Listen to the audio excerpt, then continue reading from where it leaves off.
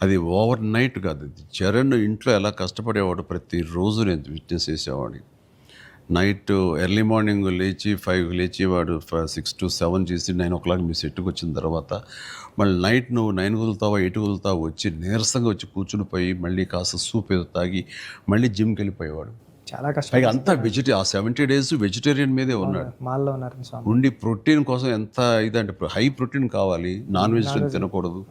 దానికోసం ఎలా కష్టపడ్డాడు, ట్రెడ్మిల్‌లో, జిమ్‌లోని ఎలాగా ఇదయ్యాడు అనేది చూస్తుంటే అబ్బా! ఇంత అవసరమా? ఇంత కష్టపడాలా? మనం చేసాం కష్టమైన క్యారెక్టర్లు, రిస్కులు చేసాం కానీ ఇంత చేస్తున్నాడు ఏంటి, దీని ప్రతిఫలం ఎలా ఉంటుంది అంటూ వాళ్ళ అమ్మ అయితే భగవంతుడిని దండం పెట్టుకుంటూ కోరుకుంటూ ఇంత కష్టమైన ప్రతిఫలం రావాలని. ఎందుకంటే అంత కష్టపడి జనం ఆమోదం పొందకపోతే మొత్తం అంతా ఇదైపోతుంది, వ్యర్థమైపోతుంది.